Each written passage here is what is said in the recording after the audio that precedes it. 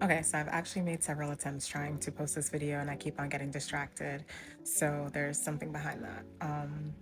So today I was watching TV for the first time in like a while. And I often have a hard time watching TV because I can't watch TV. Like I can't just pass time and watch TV anymore. Like it has to be something intentional. And I always feel like God has a message in it for me when I'm attempting to pass time and like do something leisurely. So I was watching a show today that they just came out with, and I think it was like the Women of the Bible.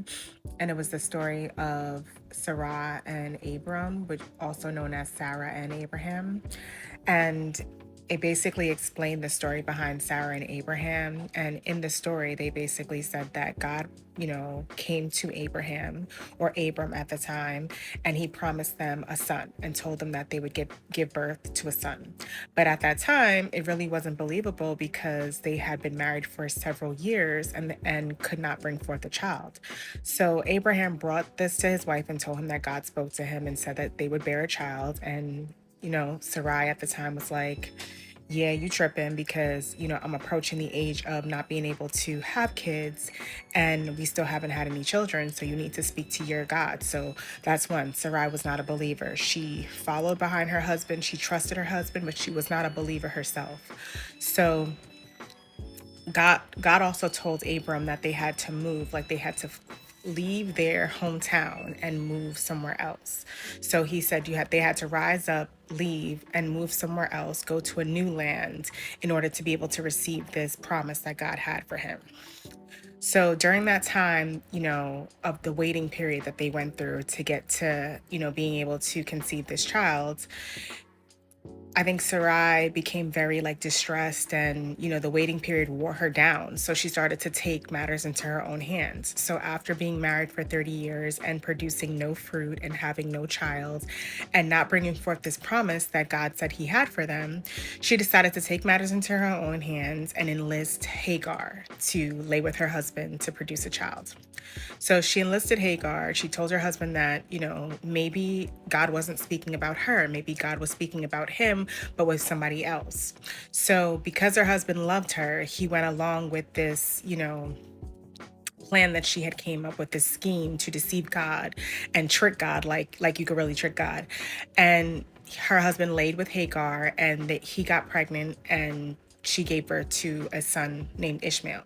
But Ishmael, he was a beloved son. He was loved, he was cherished, but he was not the covenant choice. He wasn't the one that God said he was bringing forth. So that's important. So they went on to have Hagar, and God still came back with that promise like, hey, I see y'all playing in my face, but that's not the son that I was talking about. Like, Sarai is going to have that son. So her husband comes back to her and he said, God spoke to me again, and he said, it's going to be you to bring forth the son. So again, she still didn't believe him. Now, during this period of time of her not believing and waiting, God was really working on Sarai.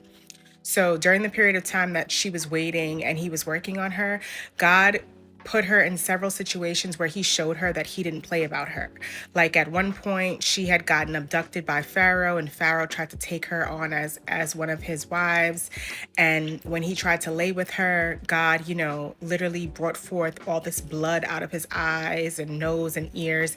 And he called her a witch and basically told her to get away from his grounds immediately. So that's how she got away from that.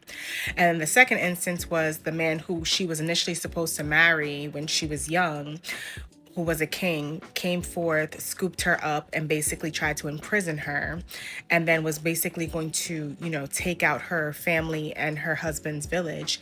And God came forth to him in a dream and told him to let her go, or he would wipe out his whole lineage. So those were two instances that God basically showed Sarai that he didn't play about her.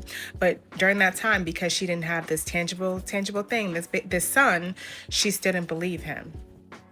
So in all of those years that he was working on her, she finally got pregnant. But she only got pregnant when Sarai became Sarah. So I said all of this to say that sometimes God makes a promise to you and he has something for you, but it can only come forth once you transform into that person that he needs you to be in order to bring it forth. So Abram and Sarai could not bring forth Isaac until they became Sarah and Abraham.